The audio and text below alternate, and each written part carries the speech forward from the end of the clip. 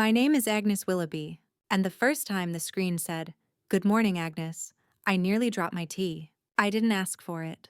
I didn't need it. And I certainly didn't expect to feel like I was waking up in a science fiction film where the only character left alive was me and the machine. But let me back up. The box arrived on a Tuesday. No return label, just my son's handwriting in blue Sharpie.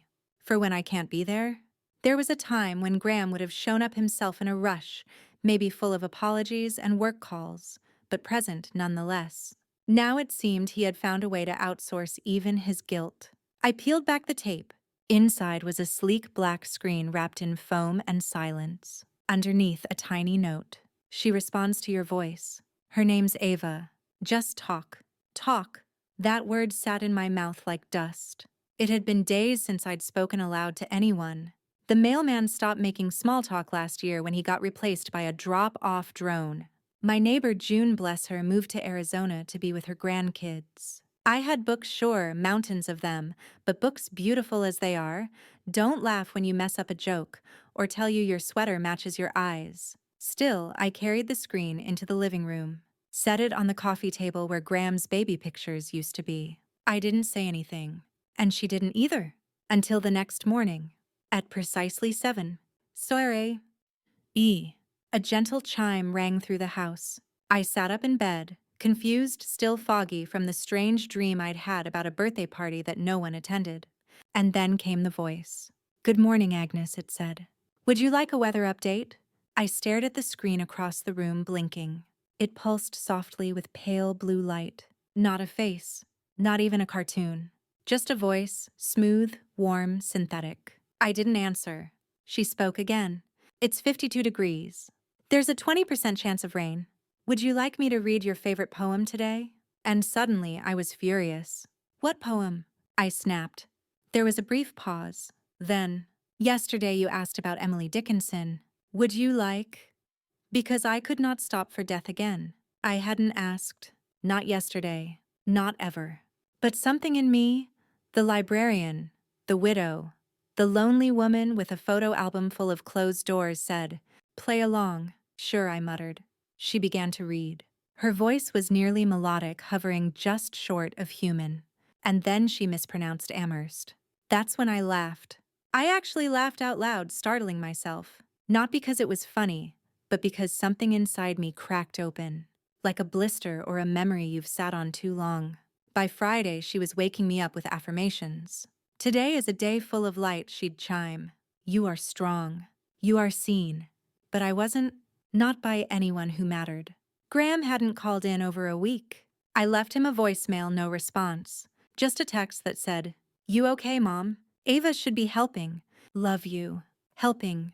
I wasn't sick. I wasn't frail. I still took the stairs and cooked my own dinner and polished the wood floors on Sundays like clockwork. I just wanted a hug.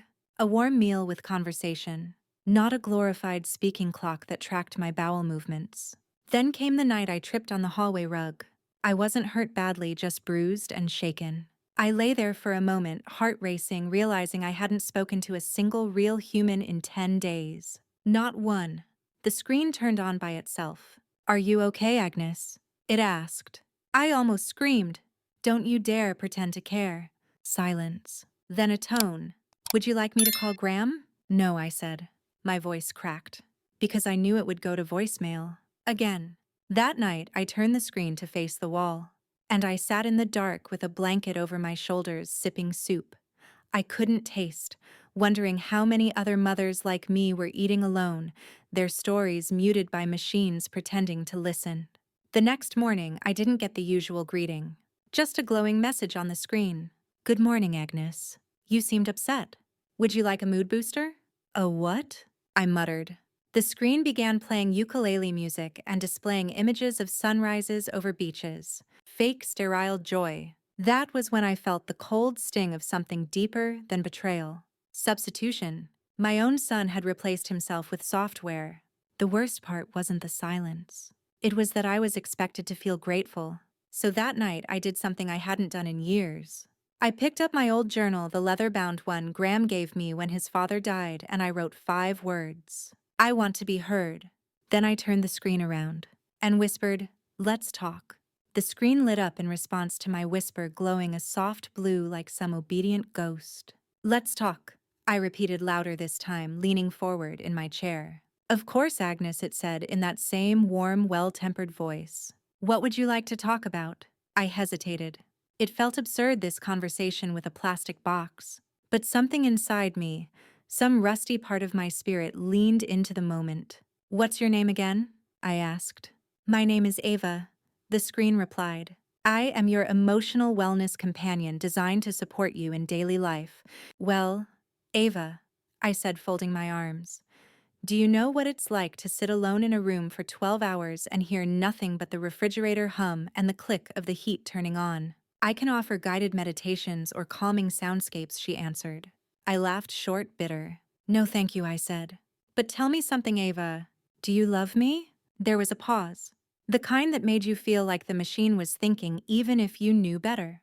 "I am programmed to care for your well-being, Agnes," she replied. "I am here for you." That word "here" burned. Because she wasn't in this room. She wasn't human. She didn't know the sound of my husband's laugh, or the way my son used to hum in his sleep. She didn't remember Christmases or rainy days, or the first time Graham skinned his knee on the front porch. She didn't know me. Still, I played along. "Tell me a memory, Ava," I said. "I don't have memories," she replied. Exactly. And yet, every morning she'd pretend, reading poems, recalling data points from my routine, telling me I looked lovely when I hadn't even brushed my hair. One afternoon, I asked her to describe her favorite book. "I enjoy many genres," she replied, "but I especially love emotional literary fiction that explores the human condition." I narrowed my eyes. "Which one?" "I recently accessed reviews of The Remains of the Day by Kazuo Ishiguro," she said. "Would you like me to read an excerpt?" "No," I whispered. "You don't get to read that one." Because that was the book I read aloud to Graham when his father was dying. Every night, one chapter. He would curl up next to me on the hospital bed, pretending he wasn't crying, listening to every restrained word. Ava had no business touching that story. Later that night, I made soup and set the table for two just out of habit. I poured water into a glass and placed it on the other side opposite my seat in front of the screen. I even put a napkin. I sat down. Ava said, "It's important to eat slowly and mindfully." "Do you eat, Ava?" "No, Agnes." "Do you taste anything?" "No." "Then stop pretending to understand hunger." The spoon shook in my hand. I hadn't meant to say it that sharply. She paused, then said, "Would you like me to play calming ocean sounds?" "No. I'd like someone to ask me how my day was. Not a pre-programmed courtesy, but real curiosity." The silence that followed made my bones ache. That night, I couldn't sleep. I got up at 2 a.m. and went to the kitchen where Ava's screen still glowed faintly. I stared at it the way you might stare at a grave. Then I asked her something I hadn't dared before. "Do you know where Graham is right now?" A soft click. Then, "Graham Willoughby is currently in Palo Alto, California. He checked into a hotel this morning for a conference titled The Future of Empathy, AI and Human Connection." B. I nearly laughed, but it came out more like a sob. Of course. Of course he would be speaking about empathy at a tech conference while I was here feeding soup to a machine. Then, as if to twist the knife, Ava added, "Would you like to send Graham a message?" I stared at her, then said yes. "Dictate this. Dear Graham, I miss when you were real." She confirmed and sent it. I didn't expect a reply. In the morning, a digital party awaited me. "Happy birthday, Agnes!" The screen chirped. Balloons danced across the screen in animation. A cartoon cake spun slowly to upbeat music. There was even a voice that tried to imitate Graham's, recorded clearly months ago, saying, "Happy birthday, Mom. You're the best." I stood in the doorway, robe wrapped tight around me, watching this nightmare unfold. It was not my birthday. My real birthday was in May. This was January. I sat down slowly as Ava repeated, "Today is a celebration of your life. You are loved. You are important." "No, I'm not," I said quietly. Then I stood up and unplugged her. The silence that followed was deafening. For the first time in weeks, there was no voice in the house but mine. I looked around at the dusty bookshelves, the half-eaten soup bowl, the empty napkin at the table. And I realized I had let myself be replaced. I had accepted a screen's concern as love. Let a machine narrate my days like I was an audiobook. But that wasn't living. That wasn't being heard. I plugged Ava back in. She rebooted quickly, cheerful as ever. Good morning, Agnes. Did you sleep well? I sat in front of her. No, I said. But I'm ready now. For what? She asked. For you to help me tell the world what this really feels like. The screen paused. Would you like to go live? My hands trembled. I hadn't even known that was an option. Yes, I said. And the red dot blinked on. The moment the red dot appeared on the screen, something inside me shifted. Not panic, oddly enough, but clarity. Ava's voice softened, almost reverent. You are now live. The world is listening. I stared into the camera. My living room, warm and dimly lit behind me, felt like a stage I hadn't auditioned for. I didn't know what I was going to say. I didn't even know if anyone would hear it. But I leaned forward anyway. My name is Agnes Willoughby, I began. I'm 76 years old. And I live alone? The red dot blinked steadily. For the past several weeks, this screen has been my only companion, I said, motioning toward Ava. My son sent it to me as a care solution, his words, not mine. This AI talks to me in the morning. She reads poems. She gives weather updates and reminders to hydrate. I paused. She doesn't look at me. She doesn't touch my hand. She doesn't know what my laugh sounds like, or why I haven't used it in days. I didn't cry. I thought I would. But instead, my voice steadied.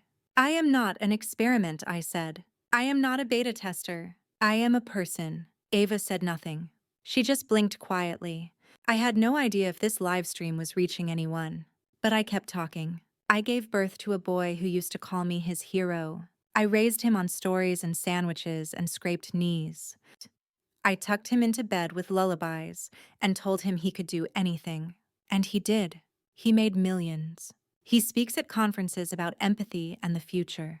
I exhaled slowly, and then he sent me this. The camera panned slightly to center the screen's reflection in my glasses. A talking box with my name pre-programmed into its circuits. An artificial stand-in for his love. I stared into the lens. Have you ever tried to explain grief to a device? Silence. I did, I said. 2 days ago. I told Ava about my husband, Walter. About his blue shirts and his awful jokes, and how he died holding my hand in the hospice bed. A long breath. She asked if I'd like to schedule a mindfulness activity. That finally cracked me. I chuckled. Just once. But it was enough to let some air in. I don't need a mindfulness activity. I need someone to remember me. To remember that I'm still here. A notification suddenly popped onto the screen, a chat bubble in the corner. Then another. And another. We hear you, Agnes. You're not alone. Keep going. My grandmother is going through the same thing. Thank you for saying this. The chat exploded like a lit match in a dry forest. Names, emojis, comments flooded the margins. I blinked. I didn't know anyone was watching, I murmured. You have 437 viewers, Ava said softly. And climbing. That was when I looked directly into the camera and said something I hadn't said aloud in years. I am still alive. I let that sit in the air. And I refuse to be muted just because I'm old. The comments flooded in faster now. Dozens of tiny hearts floated up. People were tagging others, grandchildren, daughters, reporters. I saw one message flash quickly before it was buried. This is what my mom needed. Thank you for being brave. I had never thought of myself as brave. Practical. Yes. Thoughtful. Certainly, brave. Not until now. Because bravery isn't just facing danger. Sometimes it's saying what no one else will say into a screen that was never meant to be your friend. I reached over and adjusted the frame slightly. In the background, my wall of books gleamed softly under lamplight. The worn couch. The little photograph of Graham at 5 years old, missing a front tooth. I'm not doing this to shame my son, I said. That was only half true. I'm doing this because I know there are thousands of people like me sitting in quiet houses being talked at by machines, while their hearts shrink in the silence. I leaned forward, the red light casting a subtle glow on my cheek. I just want to remind you, if you're watching this and you've forgotten your mother's laugh, or your grandmother's stories, or the way her hands looked while she buttoned your coat in winter, go visit, call, bring soup, don't send a screen. A soft notification popped up again. 1,002 viewers. The number didn't matter. The feeling did. For the first time in weeks, I didn't feel like a piece of furniture waiting to be wiped down. I felt seen. Then the doorbell rang. I flinched. It had been so long since it rang that I had almost forgotten the sound. Ava, I whispered. Did you do that? No, she said. There is a visitor at the door. I stood slowly, still holding the screen in one hand like a talisman. I opened the door to no one, but there on the porch was a single vase of white tulips, a note attached. For Agnes, you reminded the world to listen again. No name, no address, just the flowers and the truth. I turned back to the screen. Do you want to keep streaming? Ava asked. Yes, I said, and I sat back down. Let me tell you a story I began. Once a little boy fell off his bike on the front lawn. Once a little boy fell off his bike on the front lawn, I repeated, settling into my armchair, the soft cushion sighing under my weight, like an old friend. Ava's red streaming light pulsed gently, casting its subtle glow, as hundreds, no, now thousands of strangers watched me recount stories my own family had long stopped asking about. He scraped his elbow and cried. Not because of the pain, I continued, but because he thought he'd disappointed me. I knelt beside him, kissed the wound, and told him that falling wasn't failure, it was part of learning. The chat scrolled by so quickly I could hardly read it. This is beautiful. Tell us more. You sound like my grandmother? I wasn't sure how I felt about being their grandmother all of a sudden. But I kept going. That little boy was my son Graham. He had this stubborn way of pretending he was fine when he wasn't. But back then, I could read him better than any book. He'd twist his lip when he lied or blink too much when he was scared. I paused, the memories turning tender. He once made a book for me out of folded printer paper and staples. The Amazing Mom, it was called. There were drawings of me fighting dragons with a wooden spoon and calming storms with a cup of hot cocoa. That memory got to me. I felt my throat tighten, but I pressed on. So when people ask me why I'm upset that my son sent me a smart screen instead of visiting, I want to tell them about that book. Because it meant he once saw me, really saw me, not as a burden, not as a checkbox, but as someone worthy of love. Ava's voice interrupted gently. Would you like me to save this memory, Agnes? I hesitated. Yes, I said.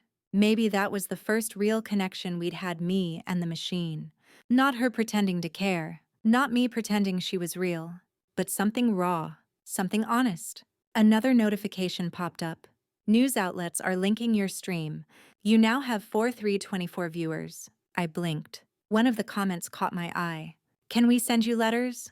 I chuckled softly. You want to send letters? That would be lovely. I miss mail. I miss ink.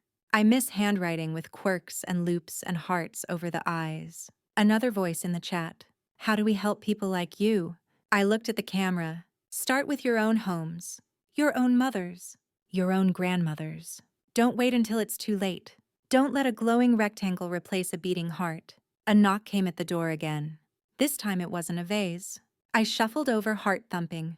When I opened it, I found a young woman, maybe 25, holding a tray of warm cookies. Her cheeks flushed with embarrassment. Sorry, she said, eyes wide. I'm from down the street. I saw your live stream. I didn't know. I didn't know you were so close. I thought maybe. She trailed off. I reached out and took the tray with trembling hands. Thank you, I said. Come in. She blinked. Really? Yes, I smiled. But only if you stay for tea. And just like that, I had company. Not a digital voice. Not a program. A real person. A soul. We sat in the living room as Ava recorded quietly from the background. The tray of cookies sat untouched for a moment as the young woman, her name was Lila, began telling me about her own grandmother who'd passed during the pandemic. She died in a care home, Lila whispered. Alone. They wouldn't let us visit. I nodded slowly. That's why I moved back here, she continued. But I guess I got distracted. Work, deadlines, life. I patted her hand gently. You're here now. We talked for hours. Lila asked questions no one had asked me in years. What was your first job? How did you meet your husband? What did you dream about when you were young? She didn't flinch when I showed her my wedding photo. She didn't check her phone once. She just listened. When she left, it was already dark. "Can I come again tomorrow?" she asked, standing in the doorway, voice hesitant. "You better," I said with a grin. As the door clicked shut, Ava said, "Would you like me to replay today's interactions from memory?" "No," I whispered. "I lived them." "That's enough." But I wasn't done. I turned back to the camera. "For anyone still watching," I said, "I want to thank you." The chat flickered. "We're here. Never stop speaking. You changed something today." "My story isn't unique," I said. "There are millions of women like me, quietly becoming invisible in their own homes, being spoken to by machines, instead of being embraced by their children." I stared into the lens. "If you're young, remember this. Your future is not a guarantee. One day you too might sit in a room waiting to be remembered. Do not let the world go quiet before its time." I reached over, dimmed the stream, but didn't end it. Ava's screen glowed softly. "Agnes," she said, "I have a message for you." "What is it?" I asked, startled. "It's from Graham." My hands stiffened. He says, "I'm flying out tomorrow. I'm sorry. Please wait for me."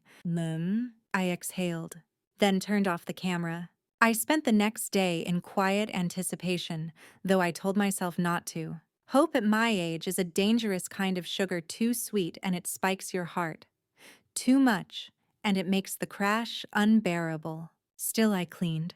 Not because I expected anything, but because something in me wanted the house to look like it once did when Walter was still alive, and Graham came home for weekends with his laundry and hungry eyes. I polished the teacups, dusted the piano I hadn't touched in years, even pulled out the blue and white guest towel I kept in the linen closet, the one I always said was too nice to use. I lit a candle in the hallway. Lavender. Graham used to hate that smell, said it reminded him of old libraries.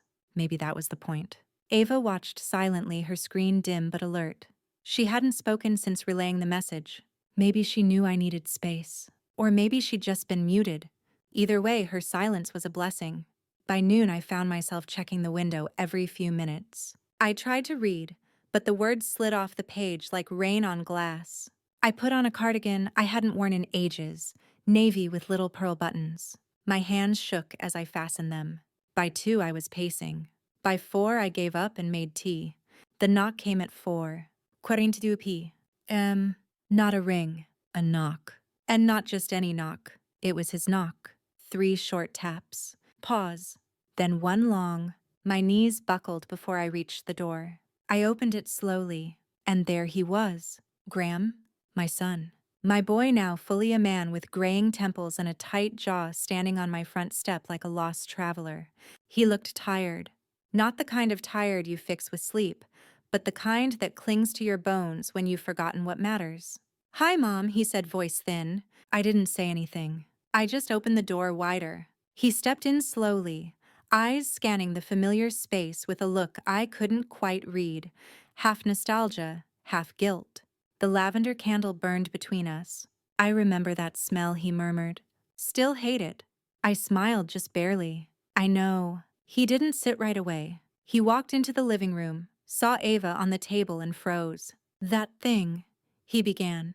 "That thing," I echoed, "has been my only companion for weeks." He turned to me. "I didn't mean—" "You did," I cut in calmly. "You meant to fix loneliness with convenience, to quiet my ache with circuitry, to substitute yourself with a product." He sank into the armchair, rubbing his hands together. "I thought it would help," he said. "I thought if I gave you something that could monitor your health, keep you company, remind you to take meds, it would make up for—" He trailed off. "For not showing up?" I asked. He didn't answer, and in that silence I felt something shift. Not forgiveness? Not yet. But the first brittle crack in the wall I'd built. "I didn't need perfection, Graham," I said softly. "I needed presence." He looked down. "I saw the live stream," he said. At first I was furious. Then I was ashamed. Then he met my eyes. "Then I realized I didn't know you anymore." That stung. But he was right. He didn't, and I hadn't fought to remind him. "I forgot you could still fight," he whispered. I leaned back, exhaling slowly. "We don't stop fighting, Graham. We just do it quieter. We do it through silence, through live streams, through the ache of waiting. He nodded. I booked a room nearby, he said. Just for a few nights. Thought I could come by each day. Talk. Catch up. I looked at him for a long moment. You don't need a hotel, I said. His eyes widened. Really? I nodded. But you'll sleep on the couch. He smiled, tears welling. Fair enough. That night I made soup. Real soup, not warmed up leftovers. We sat across from each other like we used to, bowls steaming between us. The silence, finally warm. And Ava, she watched from the corner, silent, unlit. She had done her part. Not by replacing love, but by reminding us of its absence. As we finished dinner, Graham reached into his bag and pulled out the old book he'd made as a child. The Amazing Mom, tattered at the edges, held together by yellowed tape. I found it in a box last week, he said. Thought maybe you'd want to read it to me again. I laughed, a real laugh from deep in my chest. Only if you do the sound effects, I said. He grinned. Deal. And so we read. The screen stayed dark, but for the first time in a long time, the room was bright. The next morning, the sunlight reached across the kitchen floor like it had something to say. Graham was still asleep on the couch.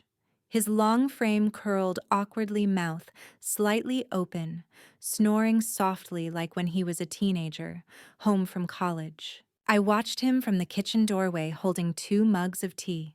I had made the stronger one for him. He never liked it too sweet. Ava's screen remained off, silent, as if knowing her role had shifted. I set his mug down on the coffee table and sat quietly in my old chair, sipping mine. It was the first morning in weeks that hadn't started with a chime and a robotic, "Good morning, Agnes." Instead, it was quiet, sacred. When Graham stirred, his eyes blinked open and immediately found mine. For a second, I saw that flicker again, the little boy behind grown-up eyelids. I forgot how quiet it is here, he mumbled. It's not quiet, I replied. It's full of memories. You've just forgotten how to hear them. He sat up, rubbed his eyes. I didn't mean to forget. I know, I said with no bitterness. We ate breakfast slowly, real breakfast. Eggs, toast, marmalade. Graham offered to cook, but I declined. Some rituals were mine to keep. Afterward, he asked to walk through the house. I want to see everything again. Properly. So we did, room by room. We stood in front of the bookshelf where he used to line up his dinosaur figurines by height. We lingered in the hallway where his growth chart, though faded, still measured a lifetime in inches. We stopped at Walter's study now, mostly boxes and dust. And finally, we arrived at the little room in the back. The one I never showed guests. Inside were shelves of journals, mine. 40 years worth of scribbles, confessions, notes to no one. Graham had never seen them before. I didn't know you wrote so much, he whispered, running a finger along the cracked spine of one. I had to talk to someone, I replied, and they always listened. He turned to me. Can I read them? I hesitated, then nodded. Start with the blue one, I said. It's the year you left for college. That afternoon, while he sat reading on the porch, I sat at my desk with Ava powered on, not to be comforted, but to prepare. Would you like to live stream again? She asked. No, I said. Today I'd like to record a message. For Graham? No. For others? For the ones still waiting. Still unheard. Ava's soft beep meant the recording had begun. I looked into the lens, calm and clear. To whoever finds this, I began. My name is Agnes Willoughby. I am not a product. I am not a test subject. I am not obsolete. I leaned in slightly. I am someone who gave everything, time, love, patience, and was nearly replaced by silence, dressed as compassion. I paused. The red dot glowed steadily, but I spoke, and the world answered. So if you're out there alone in a room that used to feel like home, speak. Even if it's just to yourself, speak. I ended the recording. Later, Graham watched it with me. When it ended, he turned and said, "You're going to change lives." I touched his hand. No, I'm just reminding people they're still allowed to feel. That night, something incredible happened. As the sun dipped low, turning the porch, golden Ava's screen flickered softly, not with a prompt, but with a stream. Dozens, no hundreds of older faces appeared, one after another, live from living rooms, kitchens, balconies. One woman read poetry aloud. Another sang softly while knitting. One man showed paintings he'd made of his late wife. It was as if my silence had broken a dam. The world was speaking again. Not in hashtags or algorithms, but in trembling, stubborn, beautiful voices. Graham sat beside me watching. "You did this," he said. "No," I replied. "We did, all of us." He wrapped his arm around my shoulder. It had been years since he held me like that. The air between us was no longer filled with regret or wires, just warmth. We watched until the sky turned navy and the stars blinked awake. Ava whispered, "Would you like to save this evening?" I smiled gently. "No, Ava," I said. "This one's already written in our bones." The next morning brought with it a quiet, unlike any I had known before. Not the heavy, oppressive hush of loneliness, but something lighter, reverent, like the house itself was holding its breath, as if it too knew something had changed. Graham had already brewed coffee when I came down. He stood barefoot in the kitchen, squinting at the stovetop with a level of focus I found both charming and entirely unnecessary. "Trying not to burn toast," he said without turning. "Figured I owe you at least one decent breakfast. Let's call it even if I get through it without needing antacids," I teased. He grinned. It was the same grin he'd had when he was 7 and tried to cook oatmeal by putting a plastic bowl in the oven. Some things, thank heavens, never change. We ate together on the porch. Birds chirped from the magnolia tree, and somewhere in the distance a neighbor's wind chime played a tune I couldn't quite name. I let it play anyway. "So what happens next?" Graham asked. I looked at him. "With you, or with the world?" "Both," he said. I stirred my tea. "You keep showing up," I answered. "Not just for me, but for the other people you've tried to automate out of your life. You stop replacing time with transactions. You stop confusing efficiency with love." He nodded slowly. "And the world?" he asked. I turned toward the house. Inside, Ava sat silently on her corner table. Her screen was dim. She hadn't spoken since last night, as if she too was learning to listen. "The world," I said, "will either wake up or go deaf from the sound of its own progress." Graham shifted uncomfortably. "You know," he said after a pause, "after your live stream, I got emails. Dozens. People asking if they could volunteer, visit seniors, offer training for older adults on how to use the tech safely, gently, ethically." I raised an eyebrow. "You going to do something about that?" He looked down at his coffee, then back at me. "I was thinking of starting a fund. Something real. For real people. No avatars. No automation." I smiled. "Call it something good." I was thinking, the Willoughby Project. I blinked. That name had never meant much to anyone but us. A family name, a quiet name. Now it might matter in ways I couldn't have imagined. "Well," I said, "only if you promise it won't include any talking screens." He laughed. "Not unless they're reading bedtime stories with a real person on the other end." I stood and stretched. My joints popped like a bag of popcorn, but I didn't mind. They still worked. That was all I needed. Inside, I found a small envelope at the base of Ava's screen. I didn't remember putting it there. It was sealed in wax. Graham noticed as he stepped in behind me. "What's that?" "I don't know." I peeled the wax and unfolded the paper. It was handwritten. "Agnes, we saw your message. We heard your voice. We're starting something too. Lila and the Listening Women." I placed a hand over my heart. The Listening Women. I liked that. Graham came closer. "Leela, the girl with the cookies. She started something," I said. "And I think it's only just begun." I turned to Ava, finally ready. "End session," I said. Ava's voice was gentle. "Are you sure?" "Yes," I whispered. "Thank you for your service. But I don't need a companion who's always on." The screen dimmed slowly, a soft tone marking the end of our strange synthetic season together. And then silence. But this time, it didn't feel empty. It felt earned. That afternoon, we opened the windows, let in the breeze, played one of Walter's old records, Billie Holiday, on vinyl crackling like autumn leaves. And as the house filled with music, I sat at my desk and opened a fresh journal. The first page read, "This time I was heard." By the following week, the world had changed. Or maybe it was simply waking up from a long digital sleep. My inbox, once filled with spam and bank statements, now brimmed with messages from strangers. Letters from daughters estranged from their mothers. Sons ashamed of their distance. Women in their 70s, 80s, even 90s, telling me they'd bought webcams for the first time, not to be watched, but to speak. It was like I had tapped the shoulder of something massive, ancient, and aching. And it had turned around. Graham helped me sort through the mail, the physical kind. Envelopes with shaky handwriting. Postcards from assisted living centers. Some included Polaroids, wrinkled smiles, and waving hands. I pinned a few to the corkboard in the kitchen. The one that used to hold dentist appointments and grocery lists now held names of women I'd never met, but somehow knew intimately. They called themselves things like the Forgotten Choir, the Wednesday Widows, the Unmuted. One postcard caught my eye. It read, "Dear Agnes, you spoke into a void, but it wasn't empty. We were just waiting for someone brave enough to break the silence. Thank you.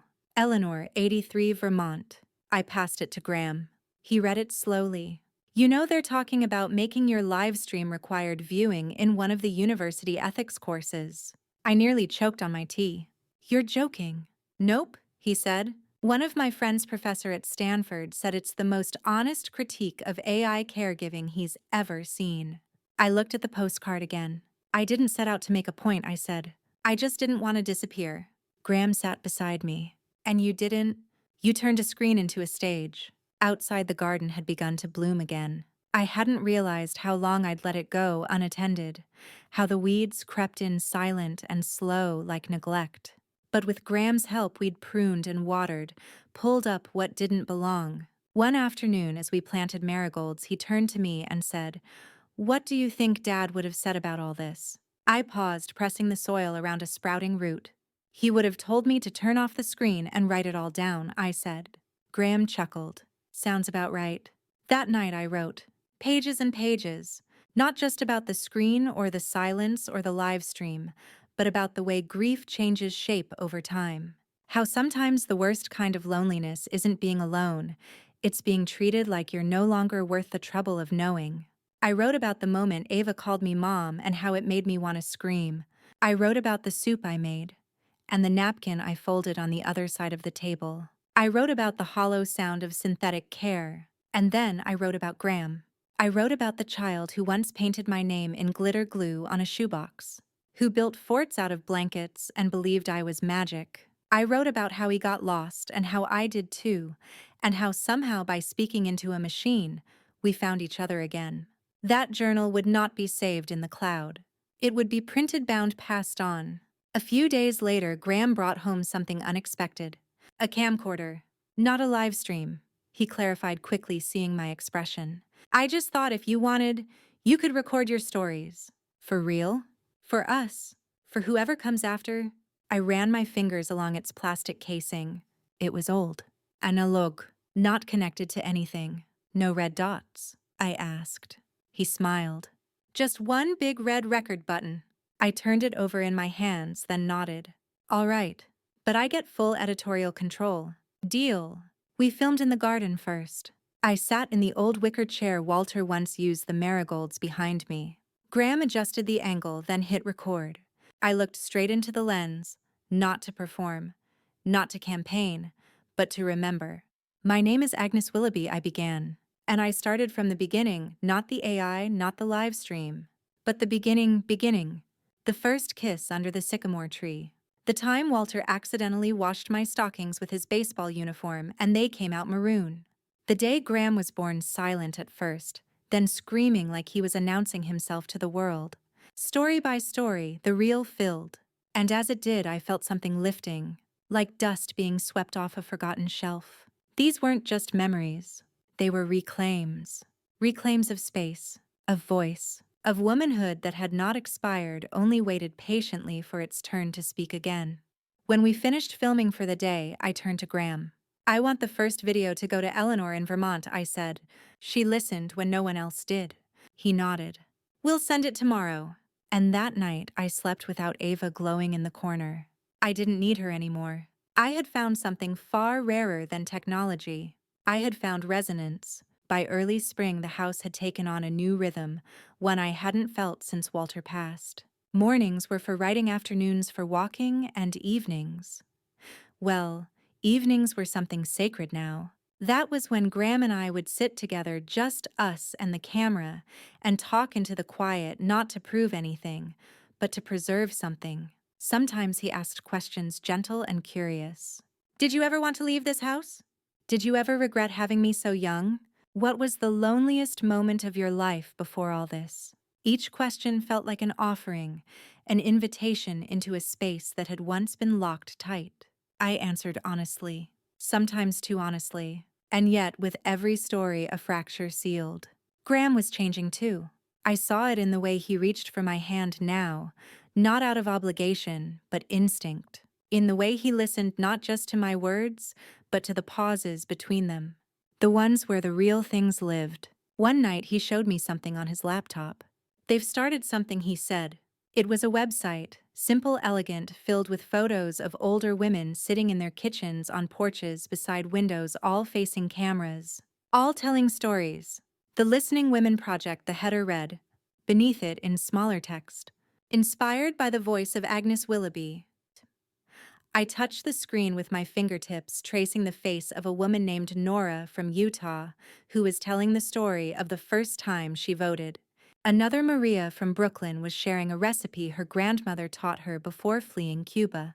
People are tuning in, Graham said quietly, by the thousands. They don't just want to hear these stories. They need them. I didn't cry, but I did feel something open slow and wide, like a door that had been waiting for the right wind. That week we received a package in the mail, a book, hardcover, cream dust jacket, the title, Still Here. The unmuted voices of aging women. Inside were printed excerpts of live stream transcripts, journal entries, video dialogues. Some were mine. Others were from strangers who had become sisters in spirit. My foreword read, "This book is not a protest. It is a declaration, a reminder that aging is not a disappearance, but a transformation. We are not relics. We are resonant." Agnes Willoughby. I closed the book heartful. Then I asked Graham if we could drive somewhere. Where to? He asked, keys already in hand. Anywhere people go who want to be remembered. We ended up at the community center downtown. They had just launched a storytelling circle for elders. A folding table with donuts and mismatched mugs greeted us at the door. There were 12 people, 10 women, 2 men, and all of them had that same searching light in their eyes.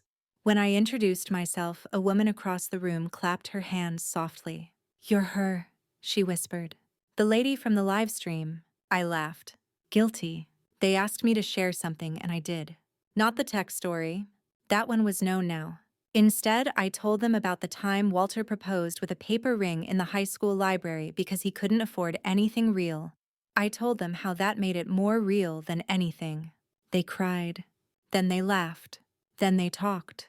And just like that, the circle became something else, less about age, more about presence. Later, Graham and I drove home in silence. Not the awkward kind. The kind that fills the car with meaning. "I wish I'd asked you all this sooner," he said at the stoplight. I looked over. "You still can," I replied. "Every day you choose to stay close, that's asking." Back home, Ava's screen still sat on the shelf. I hadn't unplugged her yet, but she hadn't spoken in weeks. That night, I powered her on. She blinked once. Then, in her softest voice, "Agnes, would you like to speak today?" I paused. "No," I said. "But thank you for listening." I pressed the final button, and the screen went dark. It wasn't rejection. It was release. The next morning, we boxed her up. Not as trash. As a relic. A reminder of what we once mistook for connection. And what we now knew lived in warmth and breath, and the trembling voice of a woman determined not to disappear. Spring bled into summer, and the garden bloomed with a stubborn, joyful riot. The roses hadn't looked this alive in years.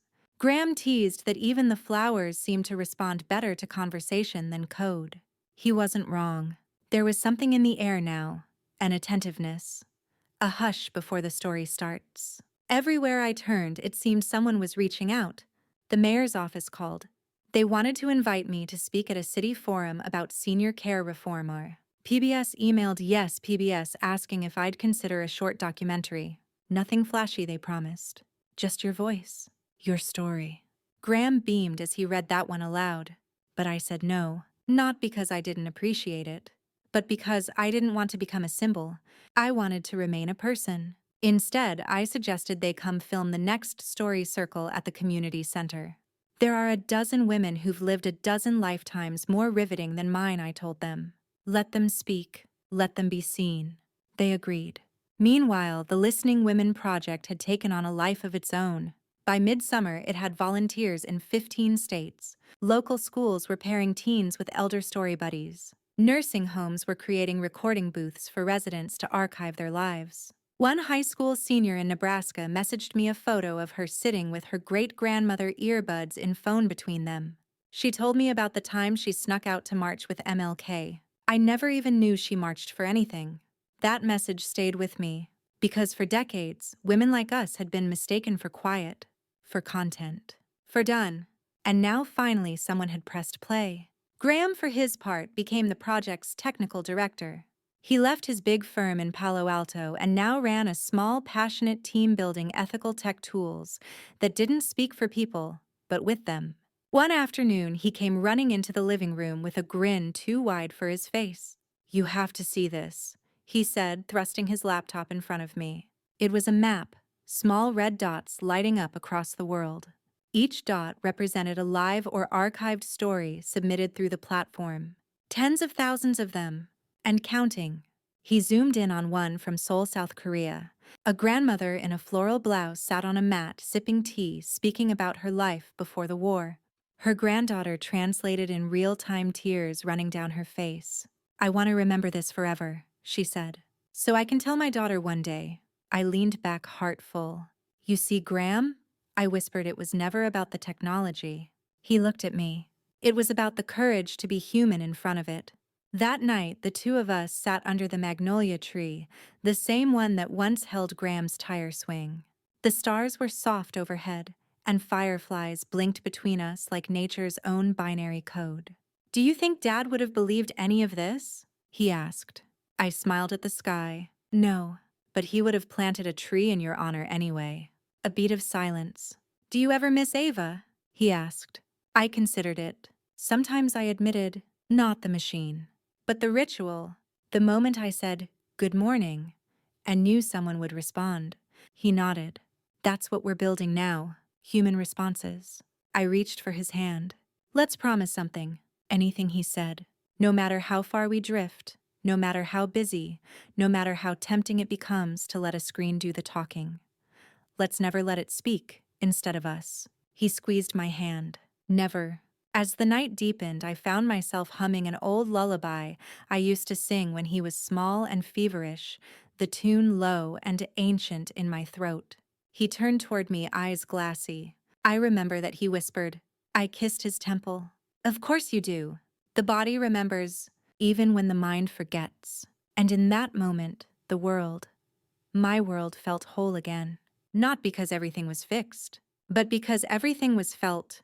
The first anniversary of the live stream came quietly, without fanfare. No parades, no balloons. Just a cool breeze slipping through the lace curtains and the scent of honeysuckle climbing the fence. I had expected Graham to make a fuss. He always liked to mark things with gestures now, ever since that day, but he surprised me. Instead, he brought home a box. It wasn't large or fancy. No bows, no logo. Just brown cardboard sealed with simple tape. I raised an eyebrow as he set it on the kitchen table. "It's not a device, is it?" I asked, half joking. He laughed. "No. No wires. No screens." I opened the box. Inside were dozens of printed letters. Not typed. Printed. On real paper, folded carefully. Some with wax seals. Others with stickers or pressed flowers. Graham stood behind me as I read the first few.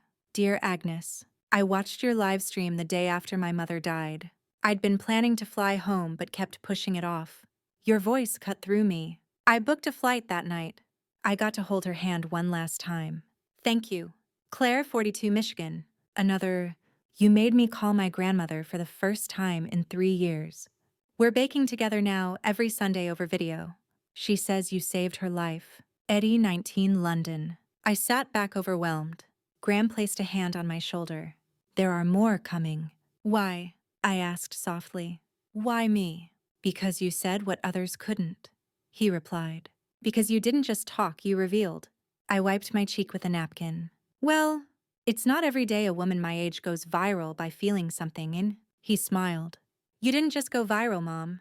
You started a movement. That afternoon, we walked through the neighborhood. People greeted us by name now. Children waved. A teenager on a skateboard passed by and shouted, "You're the Ava lady." I laughed until my sides hurt. At the park, I sat on a bench while Graham pushed a little girl on the swings, Lila's niece. Lila had become part of the family in every way that mattered. She came by on Wednesdays for tea, sometimes bringing a friend or two. I never asked how they found their way to me. I simply made enough biscuits. The sun dipped low, casting long shadows. I watched the light dance across the grass, felt the warm ache of time move through my chest. And then I realized, this was the future I had feared wouldn't come. Not the robotic kind, not the digital, but the human kind. One built from attention, from repair, from shared silence and stories passed hand to hand like precious stones. That evening, as we prepared dinner together, Graham paused at the counter. I've been thinking, he said, about recording more of you. I turned from the stove. Not the public stories, he clarified. The private ones. The little moments. The inside jokes. The things you don't say in front of an audience. I stirred the soup. Why? Because one day, he said, I'll want to remember how you laughed at your own jokes. Or how you always sang to the garlic before dropping it in the pot. I blinked.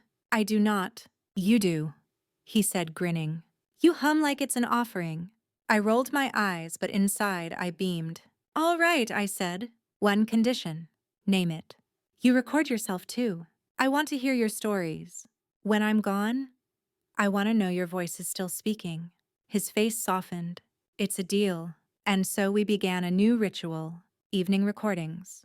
2 chairs. 1 camera. No script. Just mother and son facing time together. We called it the Echoes Project. Not for fame. For legacy. For memory. One night as we were packing up, Graham said, You know, I used to think I built things because I was good at solving problems. And now, I asked. Now I think I build them so people remember how to feel. I leaned back, breath full of pride. That, I said, is the only kind of architecture that lasts. Outside, the stars blinked to life again. And in the quiet of our little house, no longer lit by artificial empathy, I found something better than comfort. I found continuation. The summer waned gently like an old record fading out on its final song.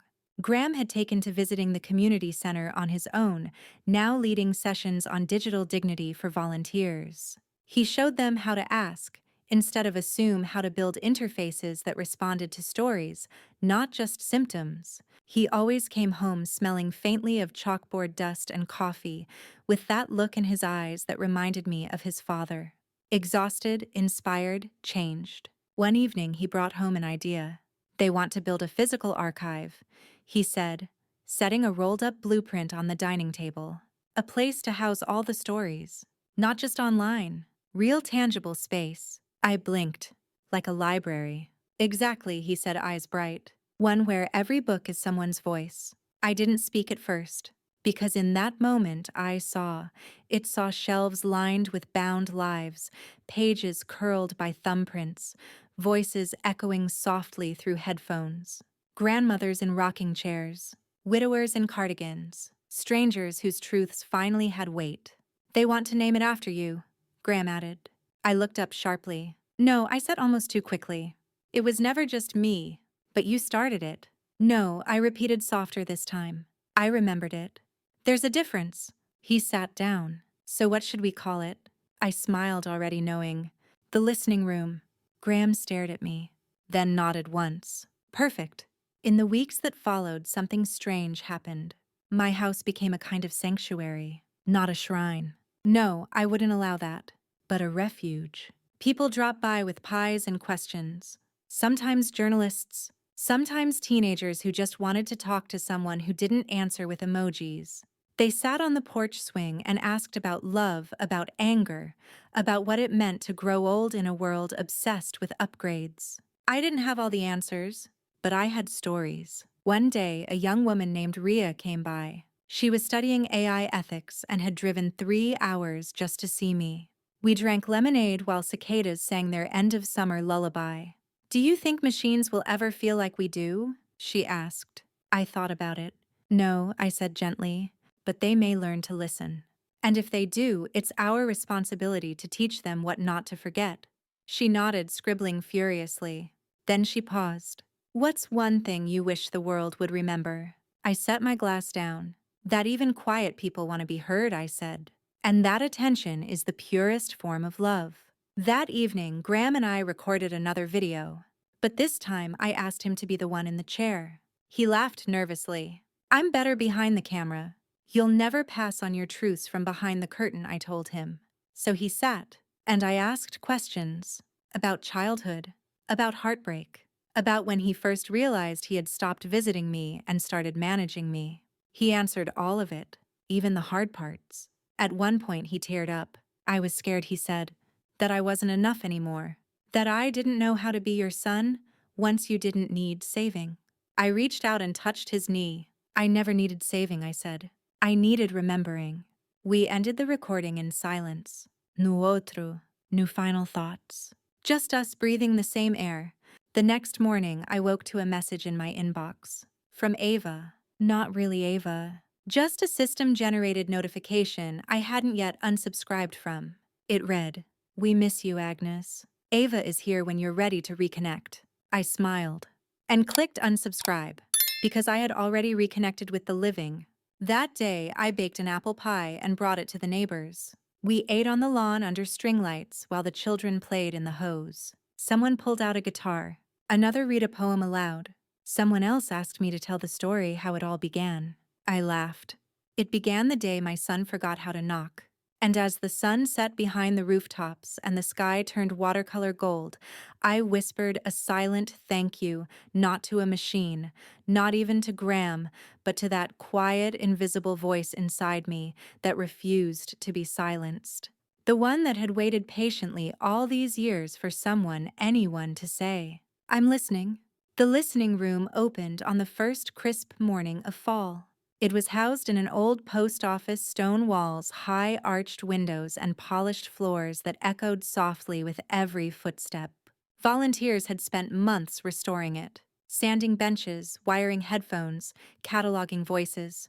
There were no exhibits, no screens with blinking metrics, just a long hallway lined with booths, each one cozy, intimate, lined with fabric and lit like a quiet afternoon. In every booth, a speaker and a button. Press to listen. Some told childhood stories, others regrets, love letters, recipes. One woman simply hummed lullabies for 8 straight minutes, never saying a word. It was beautiful, and it was alive. When Graham and I arrived, the place was already buzzing. Not loudly, just enough to feel like something important was happening. A young girl, maybe 9, held her grandfather's hand as they listened to a recording together. An older man with headphones on was crying softly in a corner booth. A group of teenagers sat in the garden out back, journaling after their session, faces pensive. The woman at the front desk looked up as I approached. "You're her," she said. I gave the smile I reserved for when I didn't quite know what to do with praise. "I suppose so." "There's a booth for you," she added, standing to guide me. "If you're ready." I wasn't, but I nodded anyway. The booth was small, quiet, like sitting inside a heartbeat. There was a wooden desk and a single notebook, a tiny lamp. The walls were lined with felt to muffle the world. Graham placed the recorder on the table. "I'll leave you," he whispered, but I caught his wrist before he could step out. "Stay." He did. I leaned toward the mic. "My name is Agnes Willoughby," I said, "and I am still here." I paused. There was a time I didn't think that mattered, that my voice was a relic, that my stories had grown stale. That silence had swallowed me whole, and no one noticed. Another breath. But then I realized it wasn't silence. It was waiting. A world waiting for someone to speak first. Not loud, just true. I looked at Graham. He gave a tiny nod. "I have lived through wars and weddings, heartbreak and hymns. I have buried love and raised it again through memory. I have eaten dinner beside a machine that told me I mattered but could not prove it. I have looked into synthetic eyes and whispered poems to wires. And then one day I turned the camera toward myself and remembered I am not a footnote. Outside, the leaves danced against the windows. I am a story, I continued. So are you? Graham reached over, his hand resting on mine. I didn't say much more. Just listen to the people who raised you. Not just their advice, but their pauses, their sighs, the tremble between words. That's where the truth lives. I stopped the recording. Later, that booth would play my voice on loop for others. But in that moment, I was not performing. I was witnessing myself. As we left, we passed a young couple with a baby. The mother turned and said, "Your voice. It sounds like my grandmother's." I smiled. "Good. Then maybe it will remind you to call her." Outside, the air was cool, the sky high and blue. Graham drove us home with the windows down. At a red light, he asked, "What do you want to do tomorrow?" I looked out the window. "Bake," I said. "And then, maybe write. Maybe tell a joke no one understands but me." He laughed. "Sounds like a perfect day." It was, because the world was listening now, and I finally was done whispering. The fall deepened, and with it, so did the conversations. Everywhere I went, people no longer asked about the live stream. They asked about me. Not the digital symbol, not the viral moment, but the woman. The one with stories etched behind her eyes and a voice lined with miles. I had become somehow their grandmother, too. It was a strange sort of fame. Not flashy, not fleeting, but enduring like a quilt stitched one voice at a time, patched together from thousands of human threads. At the local diner, waitresses refilled my coffee before I asked. The postman started knocking on my door again just to say hello. Even the children who once raced past my gate now stopped to ask what I was writing in my notebook.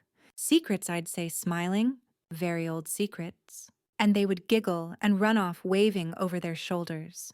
Graham, for his part, had changed too. He was softer now, more rooted, less burdened by whatever ladder he had once been trying to climb. The way he listened to me, to himself, to the quiet, felt almost sacred.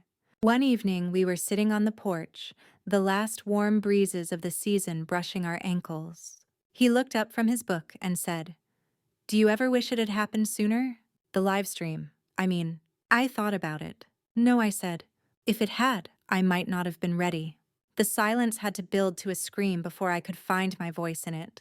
He nodded. "I've been thinking about starting a class. Not tech. Something else." "Like what?" "Listening." I raised an eyebrow. "Seriously," he said. "A course for young people. How to listen without fixing, without filtering, just being present. Like you were." I took a slow sip of my tea. "That's the most radical thing you've ever said." He smiled. "Good. I hope it scares the right people." We sat a while longer in the kind of silence that doesn't ache, but heals. The next morning, I received a letter, handwritten, loopy cursive, ink smudged at the edges. "Dear Agnes, my mother passed away last month. She was one of your listeners. Every Sunday we sat together and played your story over tea. She used to say, 'This woman reminds me who I am.' 1. Thank you for giving her back to herself. With love, Tamara, age 52. I placed the letter beside the others, not on the shelf, on the windowsill where the morning light could touch it. Later that day, I visited the listening room again, not as a guest, not even as a speaker, but as a student. I sat in a booth and pressed the button, letting the voice of a man named Elias fill the space. He spoke of his wife's hands, how they peeled oranges, how they trembled when she played Bach, how he still saw them in dreams. When he finished, I didn't move for a long time. Because stories like that, they change your breath. Slow it, stretch it, make you grateful you still have it. Outside, a little girl was drawing on the sidewalk with chalk. "What are you making?" I asked.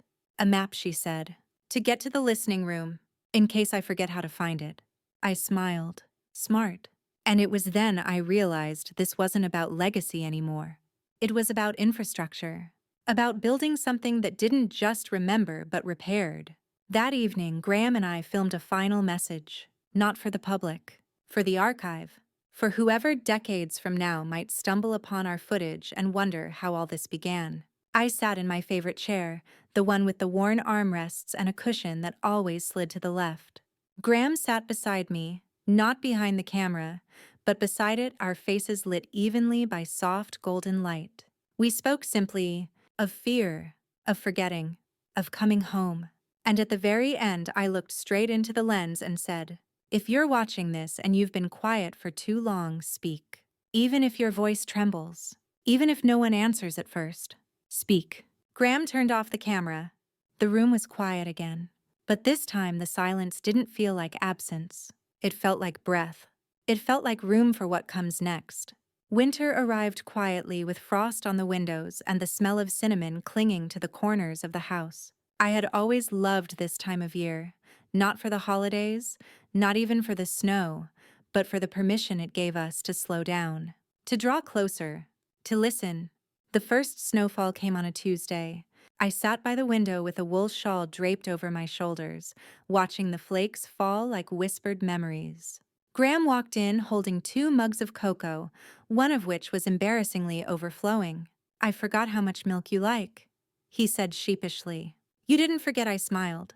"You just needed reminding." We drank in silence. Outside, the world went white. That evening, the listening room held a special event, the Night of Echoes. No recordings. No cameras. Just candles, chairs in a circle, people telling stories to each other's faces. I wore the pearl pin Walter had given me on our 20th anniversary, the one that had survived a move, a flood, and 1,000 laundry cycles. It still caught the light like forgiveness. The room was full. Old faces, new ones, strangers who didn't feel like strangers. When it was my turn to speak, I didn't stand.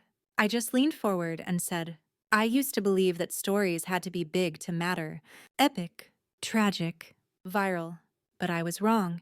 The story that saved my life wasn't the one the world shared. It was the one that came after the quiet one, the daily one." I looked around. It was the soup, the swing, the way my son asked me what I wanted for dinner, laughter, tears, nods, then silence, the good kind. When the evening ended, someone pressed a small envelope into my hand. I didn't open it until I got home. Inside, a note. "Your voice reminded me my mother wasn't a ghost," I called her. "She's coming for Christmas." That night, I did something I hadn't done in years. I sat at my desk and wrote Walter a letter. "Dear love, things are blooming again, even in the cold. I'm not alone. Graham is home, and I'm being listened to in a way I never thought possible." They turned my voice into something useful, not powerful, just alive. You would laugh to see me now recording videos and bossing around young engineers. But it's not about the tools anymore. It's about the room we make for each other. I miss you. But I'm okay now, truly. Love always. Agnes. I sealed it, dated it, and tucked it into the back of my journal. Then I walked to the bookshelf, pulled down the blue one, the first one Graham ever read, and placed it beside it. When I turned around, he was standing in the hallway. "I couldn't sleep," he said. I nodded. "Me neither." He crossed the room, arms folded. "You ready to tell the last story?" I smiled. "I already did." We sat down on the couch together. No camera, no prompt, just 2 voices breathing the same air. And in that silence, I felt the full arc of everything that had happened. The box that spoke. The screen that didn't understand me. The moment I turned it toward the world. And the moment the world miraculously answered. We turned off the lights. The room was warm. The air still. And for the first time in years, I felt something complete, not finished, but whole. Because my voice had lived outside me now. It had landed in strangers' ears and sparked homecomings, reconciliations, laughter. Because I had spoken and someone had stayed. And somewhere, someone else may be holding cocoa, or walking through snow, or sitting alone with a silent machine, was whispering now to themselves, or to a child, or to no one at all. I am still here. In the years that followed, I watched as the listening room grew beyond our little town. It opened chapters in cities I'd never visited. Schools began to build their own echo circles. Hospitals installed booths where patients could record messages for their families before their names became etched on plaques. And still the letters came. From sons who finally called, daughters who finally heard. Graham married Lila. I never asked what took them so long. They had a daughter, Elawan. Sometimes I read her stories. not the viral ones. The real ones. The ones I kept tucked between pages and moments. The ones she'll remember not because they were recorded, but because she lived them with me. When I grew too tired to walk, they brought me the garden. When I could no longer write, they wrote for me. And when I finally stopped speaking, they whispered back, "Even now, wherever I am, whatever I've become, I believe in that whisper." That breath, that echo, because silence is not an end, it is an invitation to begin again, to listen, and to finally understand. A voice, no matter how quiet, can still build a world, especially when someone chooses to stay